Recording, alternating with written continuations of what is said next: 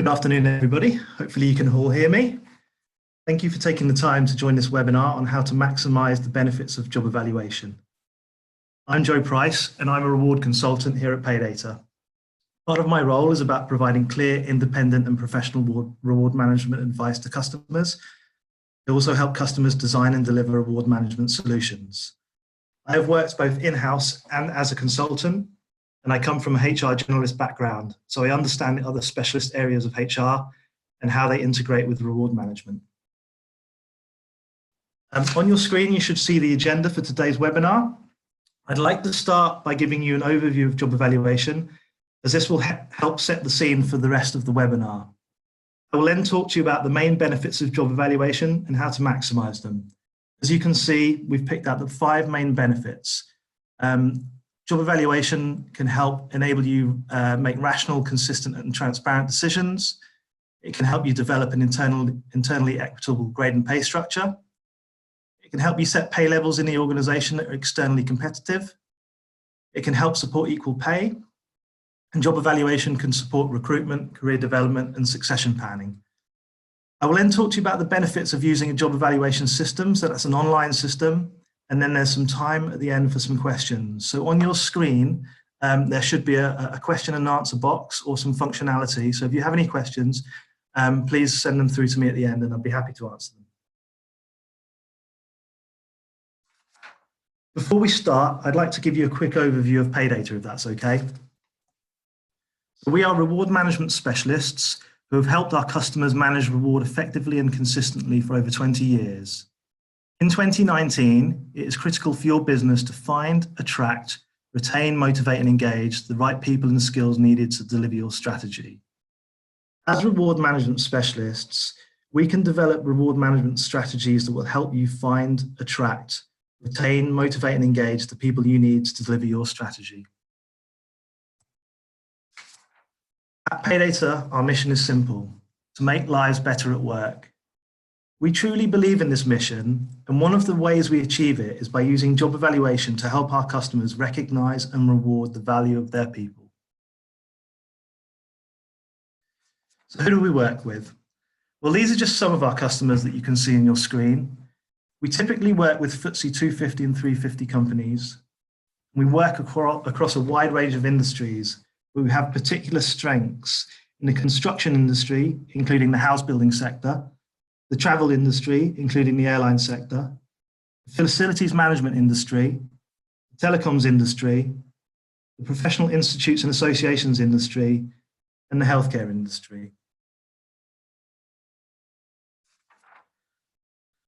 I'd now like to give you an overview of job evaluation, as this will help set the scene for the rest of the webinar. So what is job evaluation? Well, job evaluation is a systematic process for establishing the relative value of jobs within an organisation. You may be familiar with the phrase job size. When someone refers to job size, they are talking about the relative value of a job in relation to other jobs in an organisation. And the way you determine a job's relative value is by using job evaluation. There are 2 main approaches to job evaluation. You have non-analytical job evaluation and analytical job evaluation. Non-analytical job evaluation enables whole jobs to be compared in order to place them in a grade or rank order. It's called non-analytical because you look at the job as a whole. In contrast, analytical job evaluation is based on the methodology of breaking whole jobs down into a number of defined factors. So that's the analytical part. For example, knowledge, scope and communication, and levels, for example, 1, 2 and 3. Descriptions and points are attached to each factor level. Jobs are then compared factor by factor, and the total point score is used to determine the overall grade. It is important to note that this webinar focuses on analytical job evaluation only. I'm now going to talk to you about the benefits of job evaluation and how to maximise them. So benefit number 1. Job evaluation minimises subjectivity and enables decisions to be made about jobs in a rational, consistent and transparent way. When evaluating a job, you need information and facts about the job, demonstrated by the blue box here, and you need a job evaluation scheme. demonstrated by the blue box here. You then bring those two things together and you make an informed decision. And the outcome of that informed decision is usually a grade or level. So it's a really simple process, but it relies on two fundamental things. That's information and facts and a reputable job evaluation scheme. In organizations that use job evaluation, subjectivity is minimized because decisions are based on facts. Decisions are rational because job evaluation is designed to be logical. Decisions are consistent because job evaluation is used consistently for all grading decisions. And things are transparent. Transparency is achieved because people, employees and managers, know and understand how job evaluation decisions are made. So how do you maximize this benefit? Well, to maximize this benefit, when evaluating a job, make sure that you take the time to fully understand the job and the working environment. The best way to achieve this is through effective job analysis. And the output of job analysis is usually a well-crafted job description.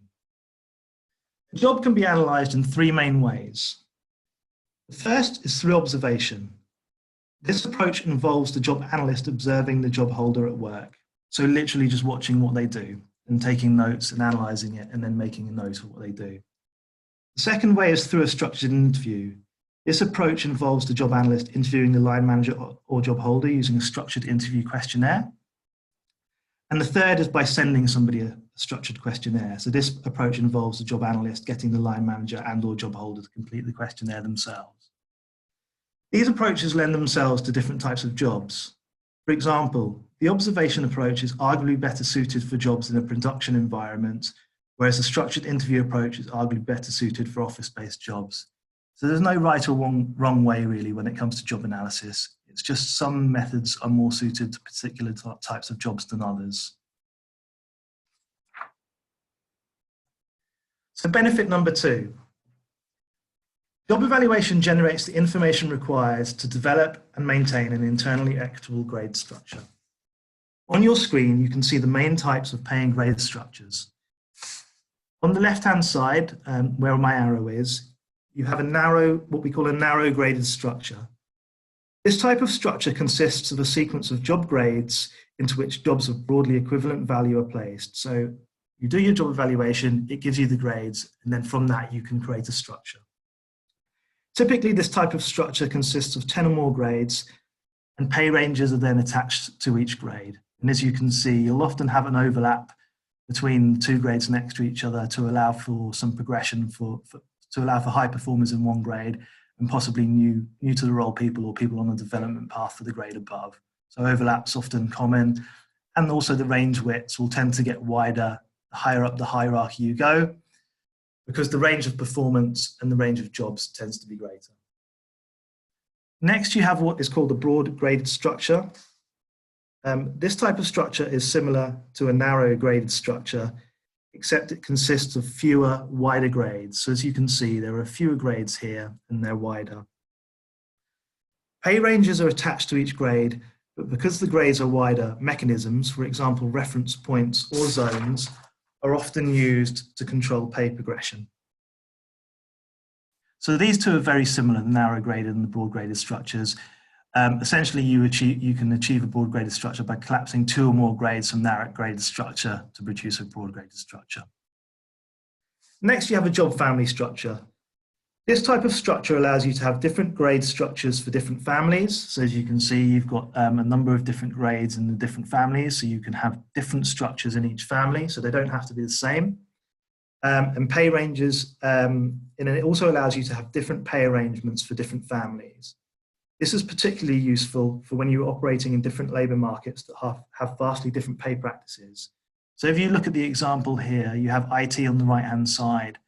Traditionally, IT roles have carried a premium, and there are certain skills within the IT world that pay very highly. What job families enable you to do is to separate these jobs out and put specific pay arrangements in place for them, so that you don't then have to bring the pay arrangements up for the rest of the organisation. So you might have a different market position or a different set of pay ranges over here, a different one in the finance family, and then a different one in the operations family. So it really allows you to tailor your pay arrangements to suit the different recruitment markets that you either lose people to or you recruit people from.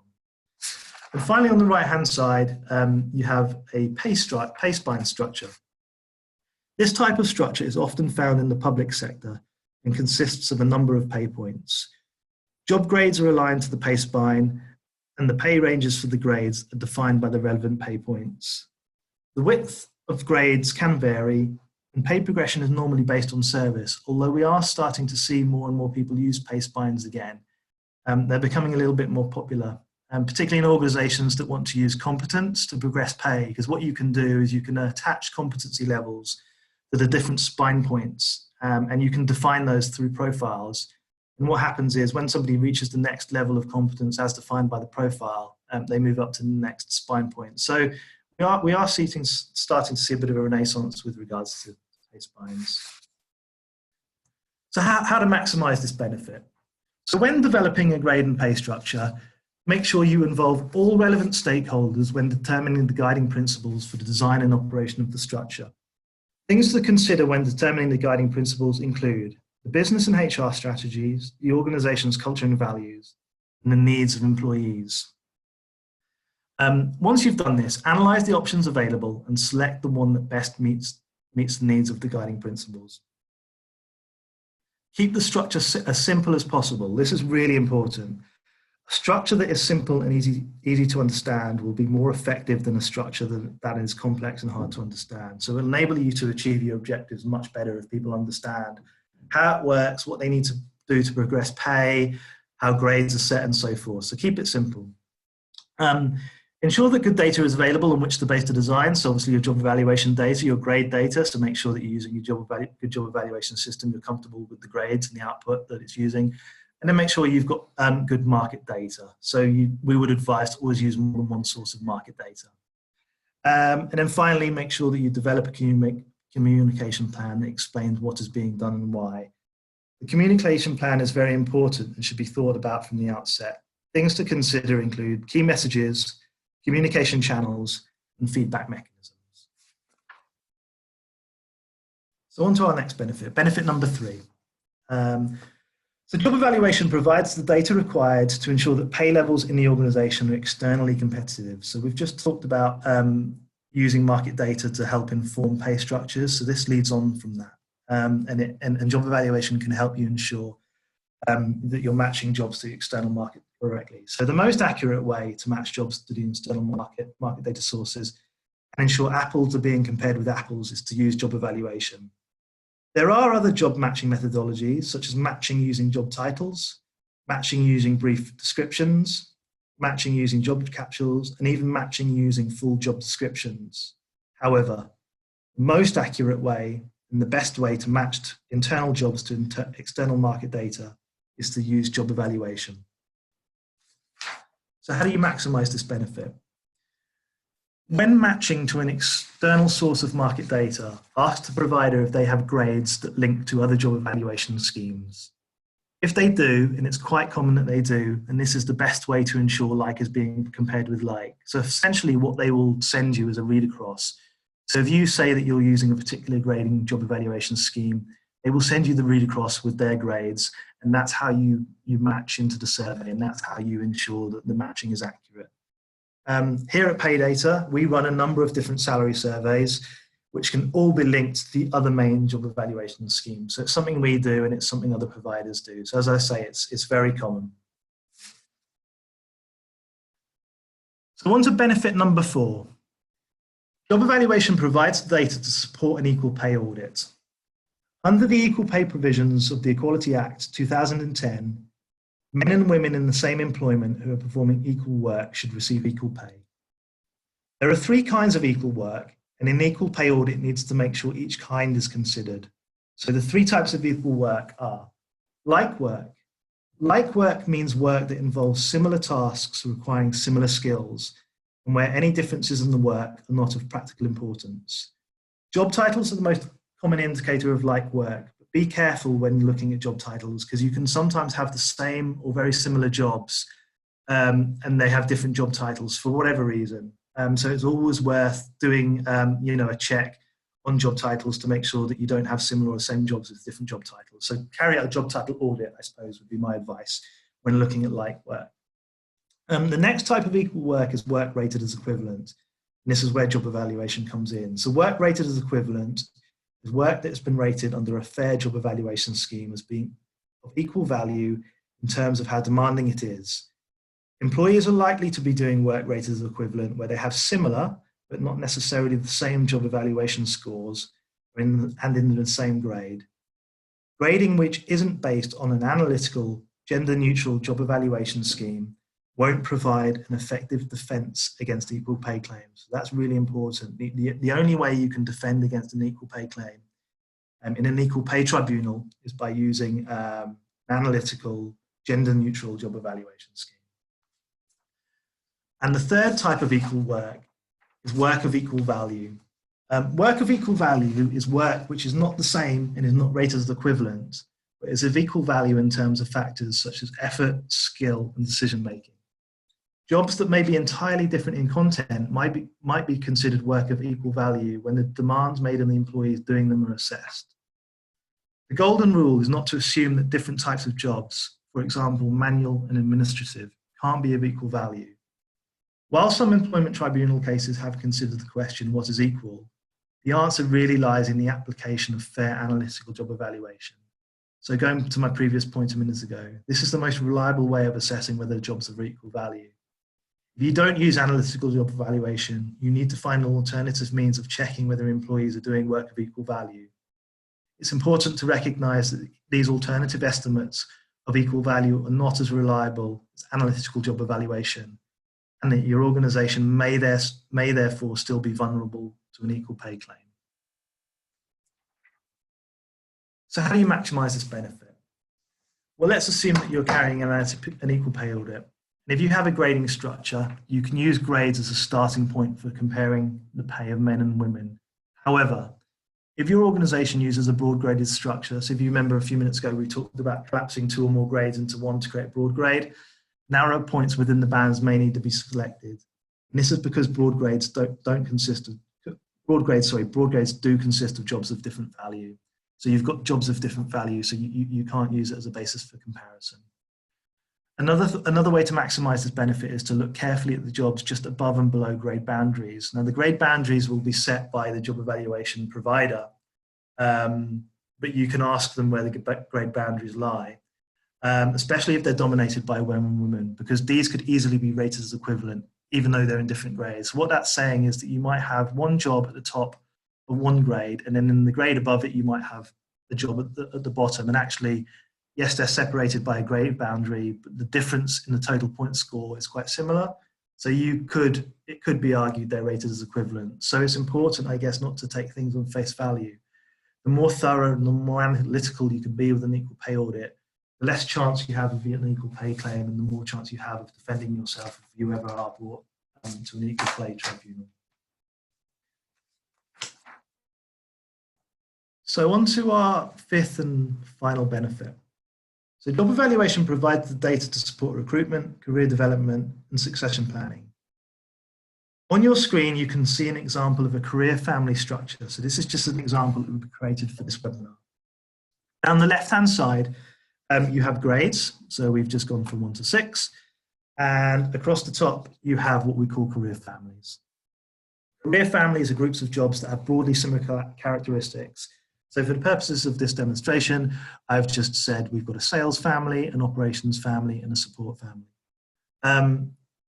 Now in a career family structure, career and development paths are clearly set out for the different families. So you can see here that you've got the sales administrator, and then the next rung up, you might move to the senior sales administrator, you'd then move to a junior account manager, and so on. So in a career family structure, the career paths are clearly set out.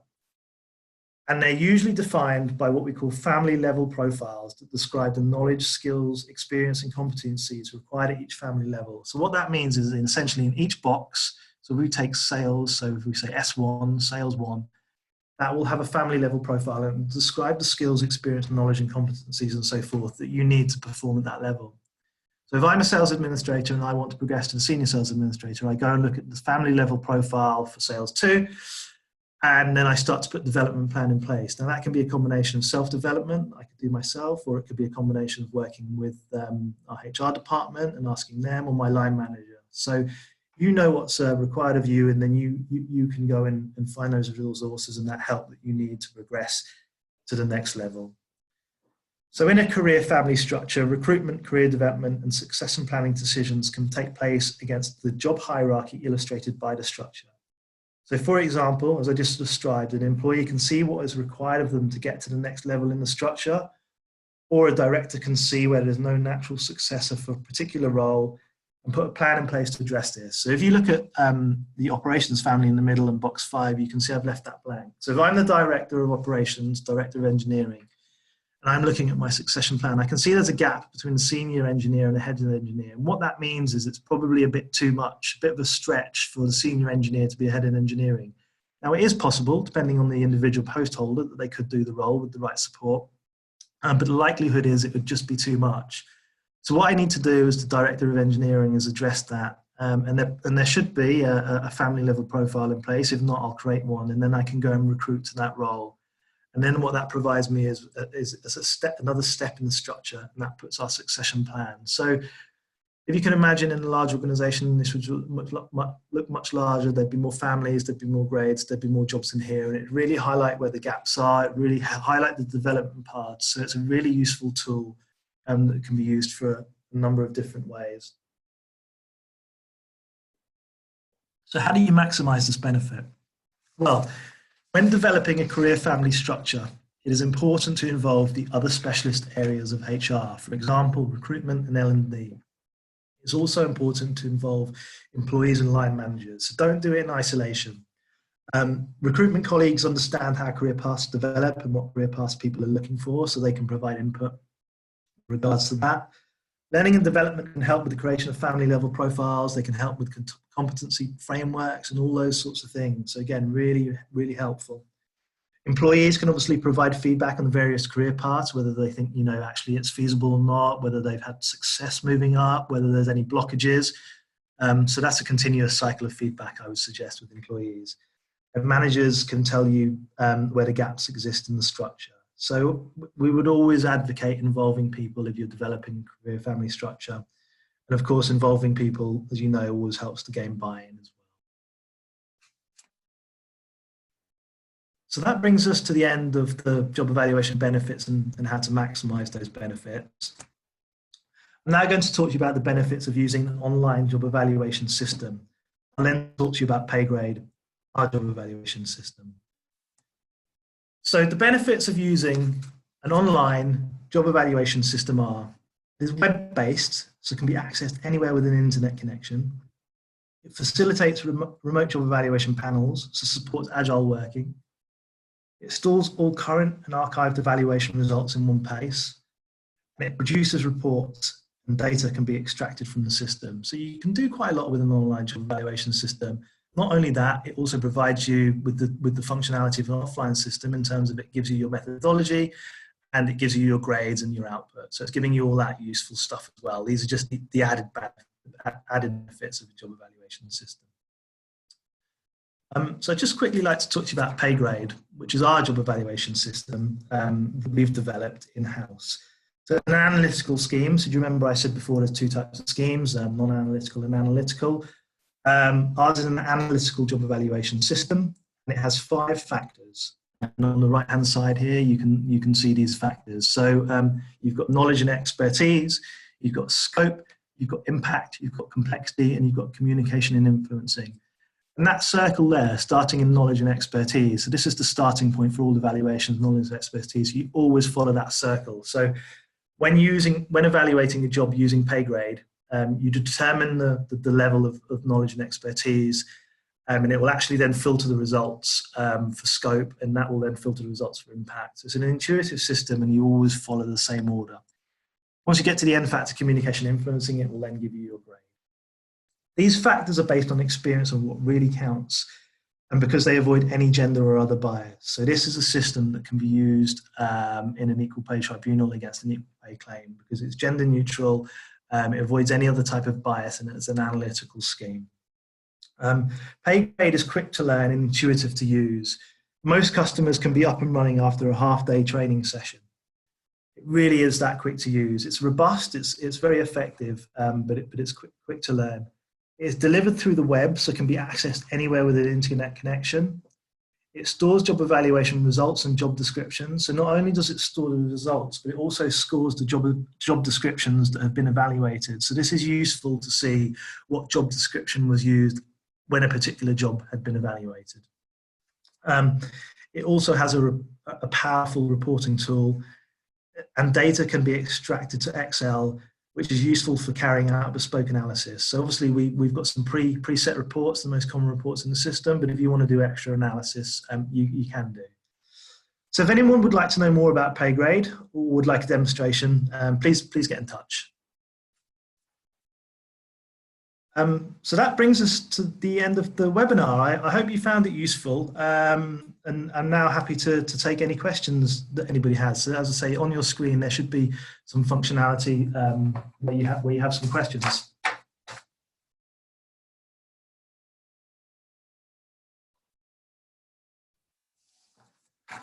We have actually had a couple of questions emailed in prior to the webinar. A couple of people had asked to join and sent some questions in. So I'll quickly go through those if that's okay with everybody. So first question we have is, how long does it take to implement a job evaluation system? Well, that depends on the system. Speaking about our PayGrade system, it can usually be implemented within 3 to 4 months. That's start to finish. So that's kind of, from the training right through to us doing what we call the top 3 tiers, the benchmark roles, and then a process of what we call sore thumbing. And this is based, 3 to 4 months is based on a medium-sized organisation. So some smaller organisations might take less time, and some large organisations might take more, but that's kind of on average. Also have another question here. How many users can you have in PayGrade? Well, you can actually have as many as you like. As I say, it's web-based, so we set the customer up with a super user account, and then the customer can add as many of their employees as they like. Having said that, typically,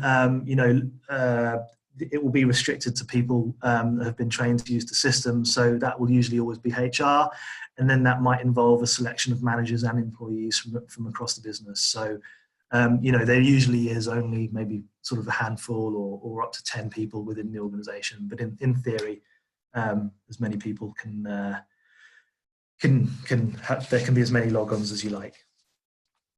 Is there any more questions from anybody? No? Okay, so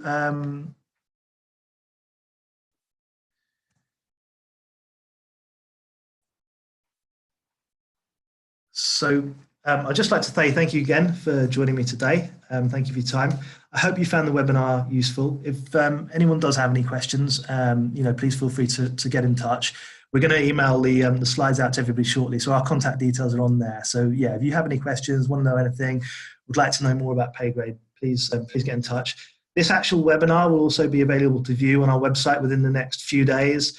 And also on our website, you can find information about our services, and there are some very interesting case studies on there too. So thanks again. Enjoy the rest of your afternoon, and goodbye.